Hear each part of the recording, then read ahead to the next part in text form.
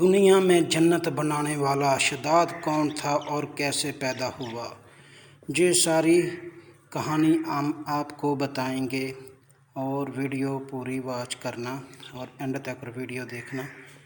اگر آپ کو ہماری سٹوری پسند آئے تو چینل سبسکرائب کرنا اور بیل کا بٹن دبانا تاکہ آنے والی ویڈیو آپ تک پہنچتی رہے، اور ہم آپ کو بتائیں گے شداد کون تھا اور کیسے پیدا ہوا، دنیا میں جنت اس نے کیسے بنائی۔ یہ ساری معلومات ہم آپ کو اس ویڈیو میں دے رہے ہیں۔ شداد قوم عاد کا بادشاہ تھا۔ قوم عاد کا طاقتور اور عظیم قوم تھی جو خفاف کے علاقے میں یمن اور عمان کے درمیان تھا۔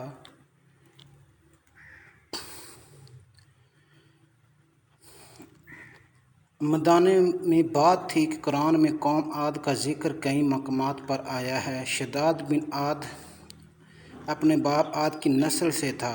یہ لوگ بڑے لمبے قد، مضبوط جسم، بے پناہ طاقت اور تعمیرات میں مہارت رکھتے تھے۔ اللہ تعالیٰ نے انہیں بڑی زمینیں، باغات، دولت عطا کی تھی۔ شداد بچپن ہی سے ضدی، مغرور اور دنیا پرست تھا۔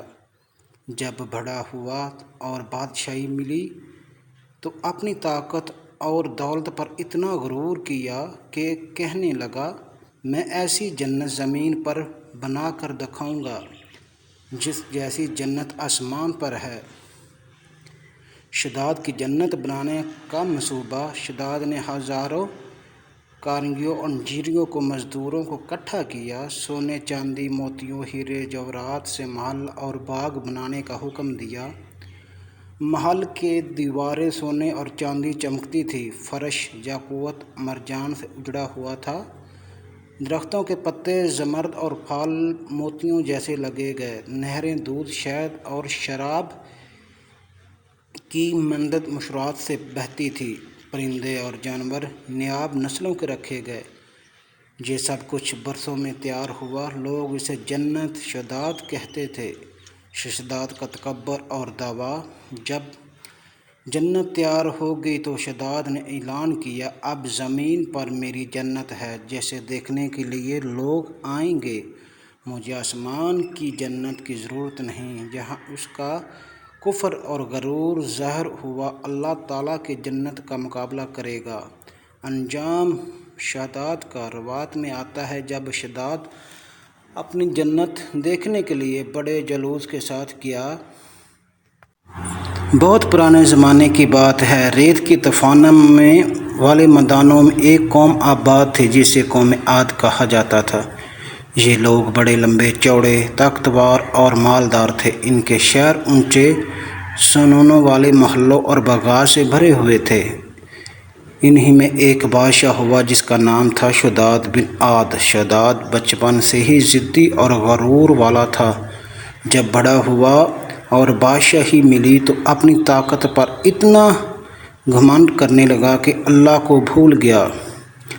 شداد اکثر کہا کرتا تھا، لوگ جنت کی بات کرتے ہیں، میں ایسی جنت زمین پر بنا کر دکھاؤں گا جس سے بڑھ کر کوئی نہ ہو۔ جنت بنانے کا حکم۔ شداد نے اعلان کیا، میرے حکم پر دنیا کے سب رنگیز سنگیز زرگر اور مزدور اکٹھے ہوں۔ ہزاروں لوگ ان کے حکم پر جمع ہو گئے۔